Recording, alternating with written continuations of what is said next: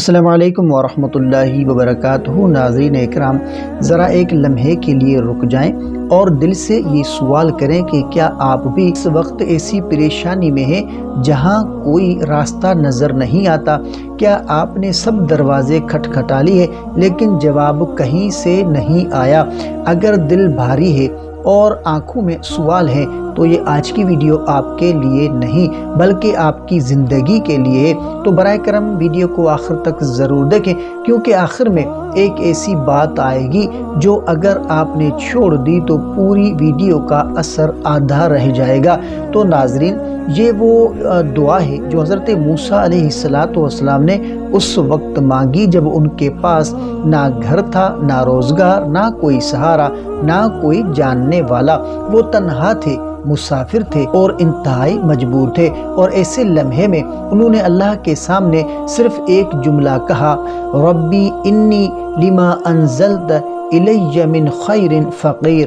ترجمہ، دل میں اتارنے کے لیے، اے میرے رب، میں اس ہر بھلائی کا محتاج ہوں جو تو میری طرف نازل فرمائے۔ یہ دعا الفاظ میں چھوٹی ہے لیکن اثر میں اتنی بڑی ہے کہ اس کے بعد رزق بھی ملا، عزت بھی ملی، گھر بھی ملا اور زندگی کا رخ ہی بدل گیا۔ جمعرات کو پڑھنے کی خاص حکمت تو دیکھیں ناظرین کہ جمعرات کا دن اسلام میں قبولیت کے قریب ترین دنوں میں سے ہے۔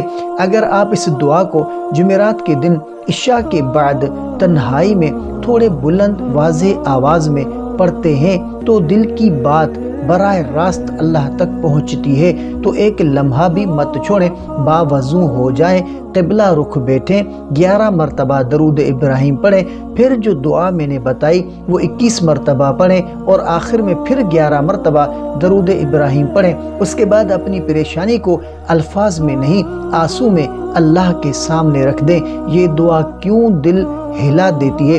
کیونکہ یہ دعا کسی چیز کا مطالبہ نہیں بلکہ اپنی محتاجی کا اعتراف ہے، اور جب بندہ اپنی بے بسی مان لیتا ہے تو اللہ اپنی رحمت نازل کر دیتا ہے۔ ایک شرط جو اکثر لوگ چھوڑ دیتے ہیں، یہاں ذرا رک جائیں۔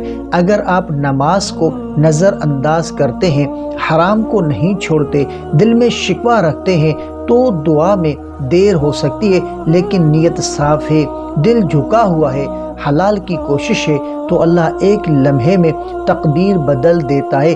حضرت موسیٰ علیہ السلام نے یہ نہیں کہا کہ یا اللہ مجھے یہ دے وہ دے، انہوں نے بس کہا یا اللہ میں محتاج ہوں، اور اللہ نے سب کچھ دے دیا۔ اگر اس وقت آپ کا دل کہہ رہا ہے کہ یہ دعا میرے لیے ہے تو ویڈیو کو لائک کریں، چینل کو سبسکرائب کریں اور کمنٹ میں یا رب لکھیں۔ تو امید ہے کہ آپ کو یہ ویڈیو ضرور پسند آئی ہوگی۔ تو ملتے ہیں اگلی ویڈیو میں، تب تک کے لیے اپنا بہت سارا خیال رکھیں اور ہمیں اپنی دعاؤں میں یاد رکھیں۔ السلام علیکم ورحمۃ اللہ وبرکاتہ۔